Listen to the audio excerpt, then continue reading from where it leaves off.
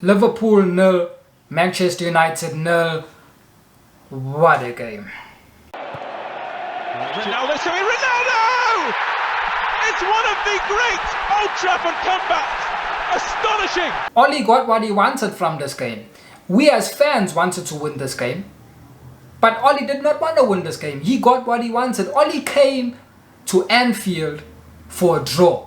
Before you continue watching this video, hit the subscribe button on the bottom right of your screen. I'm on the road to 500 subscribers. And that's exactly what he got, was a draw. So he'll be looking at that as it is a good result. And in the context of everything, I even said in my match preview that we could afford to draw that game. A draw is not a bad result for us. A draw is a bad result for Liverpool. We're still 3 points ahead of Liverpool and we're still first on the log. Manchester City got games in hand. Should they win their games in hand, then they will become first, 1 point ahead of us. But they still need to play those games. Those games are not guaranteed. So we are still first on the log. So it's not entirely a bad result. But what was disappointing is that Liverpool were there for the taking. Liverpool were there for the taking. This was the best time to play Liverpool and to beat Liverpool. Liverpool played with 2 CDMs as centre-backs. Not one CDM. 2 CDMs as centre-backs. Both those CDMs are slow players. Both of them cannot run. We had Anthony Martial, we had Marcus Rashford, players that are much faster than them, and we did not trouble those centre-backs once. Once we did not trouble them. Surely our manager should have said, get at those centre-backs. But he never said that. So our manager, the way he set the team out and his substitutions all pointed to him coming there for a draw. We as fans wanted the 3 points. We as fans wanted the W. We knew that this is the best time to play Liverpool. You're not going to get a better team, better Liverpool team to play because of their injury stricken. Unfortunately, our manager saw it a different way. Now, I'm not saying you must go gun-ho and you must go full blazing and all-out attack. I'm not saying that. I'm just saying show some intent. Show some attacking intent. Our manager, the way he set the team up, he set the team up with a tactic of a low block. Low block. Park the bus and we hit them on the counter. This was the reason why we got rid of Jose. This was the reason why us as fans did not like Jose Mourinho, because we said Jose Mourinho is a pragmatic manager. He's a negative manager. He doesn't play attacking football. But what is this football, guys? Let me ask you, what is this football? We surrendered all possession to Liverpool. I remember in the first half, Liverpool had something like 70-something% of the possession. We surrendered everything. And we were looking to hit them on the break. The way he set the team up with that tactic showed me that he did not want to win that game. The second way he showed me he did not want to win the game was his substitutions. He brought Cavani on at... I questioned... Wait, let me just say... The timing of the first substitution was correct. 100%. I think he brought the first substitution on the 60-something minutes. I agree with that. That's the perfect timing. The personnel I don't agree with. Why are you bringing Cavani on when we can't keep the ball?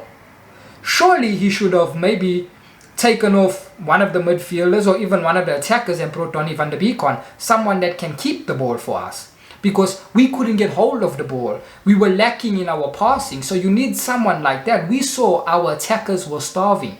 So you bring Cavani on. Why? I understand when you bring Cavani on when we're creating opportunities and when we have all of the ball.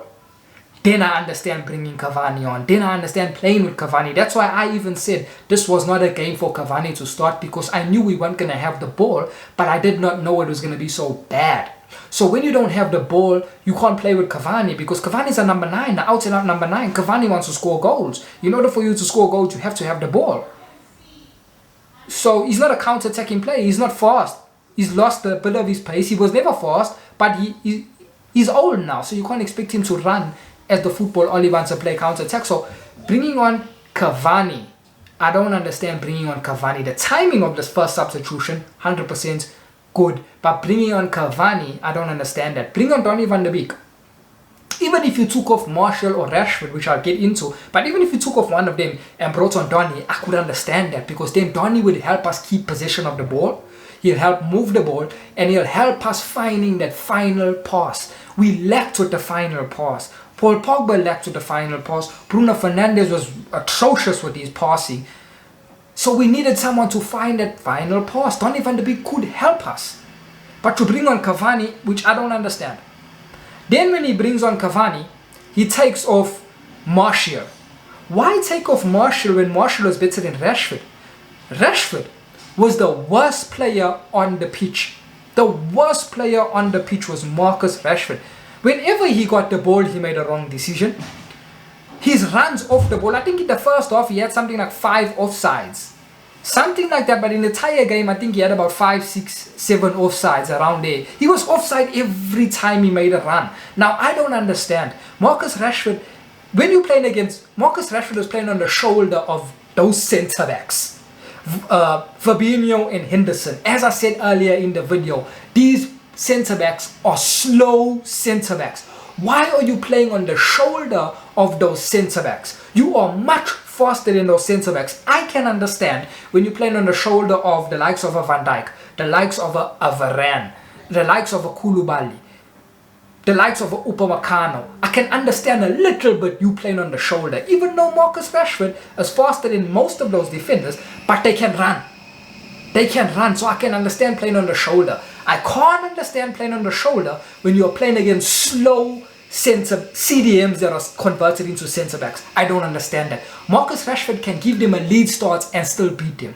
The main focus for Marcus Rashford in that game was to stay onside. If he stayed onside, Paul Pogba and Bruno Fernandes most likely would have found him with the passes, even though their passes was atrocious, but they would have found him a couple times had he stayed onside. So surely Oli also should have addressed it and said and sent a word even onto before the game. This is not the first time Marcus Rashford is playing offside, has been offside. The previous game we played in the Premier League versus Burnley, Marcus Rashford offside. Aston Villa, Marcus Rashford offside. This is a continuous theme with Marcus Rashford, and the manager has to address it. The manager should be telling Rashford, you're playing against Fabinho and Henderson. You can give them a lead start. Don't be anxious to beat them. The offside trap. Just maintain your positioning that you're onside, and we will find you because you faster than him. I pointed down to the manager, and even more so the manager, that he left Marcus Rashford on. Whenever Rashford got so off the ball, Marcus Rashford was poor. His runs were poor, and clearly that was the tactic of Oli. Oli's tactic was sit deep when we get the ball. Don't look to pass the ball, don't look to move the ball, don't look to have possession. Play the killer pass. When we get the ball, play the killer pass. Play that one pass that splits Liverpool completely open. Play the ball in the open grass. That was Oli's tactic, because whenever Bruno Fernandes got the ball, he kicked it. And 9 times out of 10, he kicked it to the opposition, or he kicked it to the opposition. 9 times out of 10. Whenever Paul Pogba got the ball, he kicked it long. And also a lot of the times, he miskicked it. So clearly that was a tactic, because if one player is doing it, then you can say, okay, that player maybe is having an off game, he's not thinking properly. But when 2 players are doing it, 2 players who they are responsible for passing the ball and having the final pass, then you know it's a tactic. And we've seen it in couple games before. Whenever we get the ball, we want to play the killer pass. No, get the ball. If the pass is not on, don't force it. If Rashford's run is not running in a proper position and you think the centre back can get there, don't force it. Keep the ball moving. That's the main thing. Keep the ball moving, keep the ball moving. You will still shift Liverpool and you will still be a threat, because Liverpool are bombing forward. So there is still space. But no. And so Rashford off the ball was poor. When he got the ball, he was atrocious as well. His decision making was so bad. Not releasing players when he can release players. It was just a poor performance from Marcus Rashford. And why I say I blame Oli is because Oli kept Marcus Rashford on. So clearly Oli was happy with something Rashford was doing. When Martial got the ball, Martial looked much more composed on the ball. Now I get that Martial doesn't run in behind, but still, Martial on the ball is better than Rashford. So why leave Rashford on and take Martial off? Clear favoritism, clear biasm. That's what you're getting with this manager. Just like how he started Lindelof, but Lindelof had a good game, but just like how he started Lindelof ahead of Bailly, when Bailly has been our best centre-back, that's the favoritism I'm talking about. Just like how he continuously starts Scott McTominay ahead of Donny van der Beek, that's the biasm. And the biasm with Marcus Rashford as well. The easiest thing to do is take off Martial. The hard thing to do is take off Rashford because of Rashford's persona, because of Rashford's stature. Because if you take Rashford off, all the pundits, because they're English, they will get onto you and say, how can you take him off? So that's the mistake. Secondly, the substitution. Bringing on Mason Greenwood in the 87th minute. Only you're not fooling me. You can fool everyone else, but you're not fooling me. You making a substitution in the 87th minute tells me you never ever wanted to win that game. Because if Oli wanted to win that game, he would have made 2 substitutions straight away. Or after the Cavani substitution, when he saw the game is still panning out the same way, we still can't get on the ball, we still can't create opportunities, surely he should have made a sub in the 70th minute. Because he brought Cavani on in the 60th minute, somewhere there. So 10 minutes later, he should have made another sub. 87 minutes to bring in on Mason Greenwood for what? You're not fooling me, Oli. I know you never want to win the game. And that's what's frustrating, because this was a team, a Liverpool team, that we definitely could have got the 3 points. Definitely. So Oli set the team out, the tactics was negative, his substitution in-game tactics was negative. So, and someone said on Sky Sports that United will never win the league like this. And I'm going to tell you right now, guys, I don't think we are going to win the league. For me, we're not going to win the league. We're not going to win the league because we don't play like a big team. Big teams keep the ball. Big teams are very good on the ball. We are not good on the ball. Someone I saw on Twitter was saying that, they were saying on Twitter, oh, we need to drop Paul Pogba back into the midfield or do these type of things in the midfield because we're getting dominated by Liverpool in the midfield. Guys, let me tell you this. You can put whoever you want in the midfield. You will get dominated because it's not about putting the persona in the midfield. It's about coaching the midfield. Coaching the midfield to keep the ball, to pass the ball, to play possession football. Look at Liverpool over the last 2 years. Look at Liverpool when they won the Champions League. Look at Liverpool when they won the Premier League. They had average midfielders. They had Wijnaldum, Henderson and Fabinho. Well, Fabinho top class, but the others were average. Yet they were outplaying teams. Yet they were dominating the midfields against teams. Big teams in Europe beating Champions League teams, dominating the midfield, dominating Barcelona at Anfield with that midfield. Because it's not so much about the persona that you put in as much as it is about the coaching. So we've seen it, Paul Pogba playing in the midfield, but we still get dominated in the midfield because our team is not being coached. That's why I always tell you guys, there's no coaching at Manchester United. This is freestyle football. When we come up against the big teams, the Manchester City, the Liverpools, the Chelseas, you can clearly see we are not being coached. That's why we can't keep the ball. When we get the ball, it's play one pass. Or if you don't play that one pass, we get dispossessed just like that. Because we are not being coached on how to keep the ball, how to move the ball. So I'm not entirely happy. Look at the results in context of where we are. It's an okay result. It's not a bad result. It's not a bad result. It's an okay result. However, we could have beat this Liverpool team. And what this result does that people are not seeing is that it gives Manchester City an advantage to gain 2 points on us. And should Manchester City win their games, they will be ahead of us by 1 point. And those are my favourites for the league. My favourites for the league is Manchester City, and it might still be Liverpool. Liverpool needs to obviously improve, but those are my favourites for the league. I don't think United are going to win the league. You can't win the league playing that negative football. Playing football like we don't play like a big club. We don't play like a big club. And this is why we all say it's freestyle football. When we come against the smaller teams, because we have better players than them, we win the game. But we don't dominate games.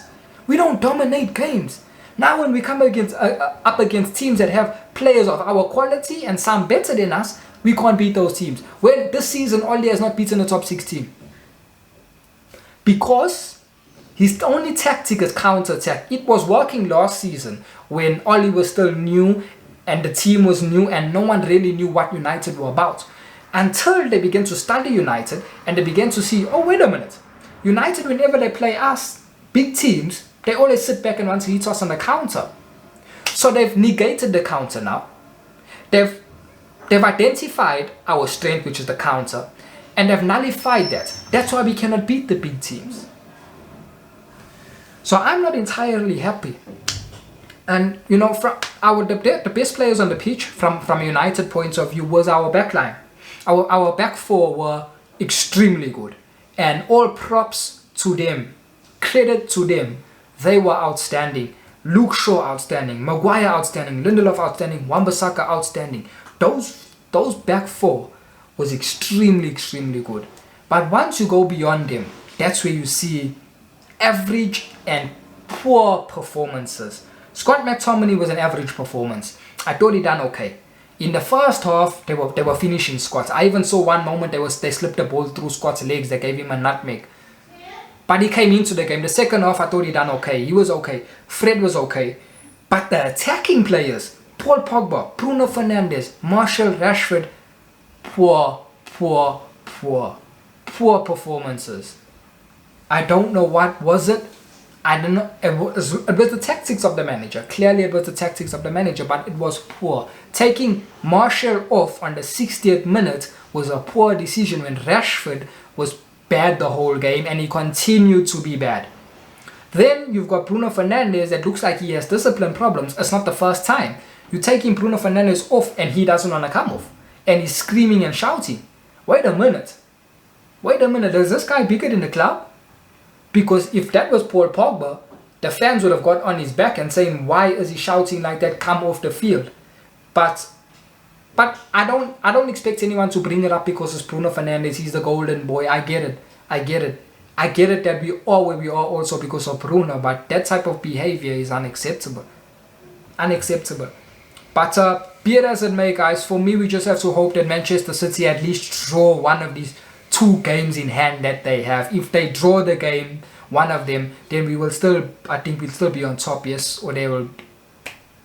Yeah, I think we'll still be on top, or we'll be equal at points to them, whatever the case may be. But that's what we have to hope for. So yeah, I can't give a man of the. You can't give a man of the match. I cannot give a man of the match. But the best performances was the back four. I'll give them all the same rating. I'll give them all a 7. I thought they were very good. Not even a 7. I'll give them a 7. I give them a 7 because Luke Shaw going forward was bad. As always. Wan-Bissaka going forward as well were bad. They gave us nothing going forward. But defensively they're outstanding, so I'll give them a 7. Fred and McTominay, I'll give them a 6.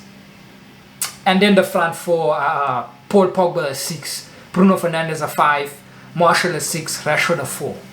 That's my ratings. Cavani a 5. He done nothing. So yeah, the poorest player was Marcus Rashford. Unfortunately, only got his favourites. You know. We just have to hope for the next game. I think the next game we're playing Fulham. You all can correct me, but I'm sure we're playing Fulham. We will beat them. We've got much better players than them. So that's a 3 points. Let's just challenge. That's all I want. I want to challenge. Let's see what the end of the season gets us. I'll see you all.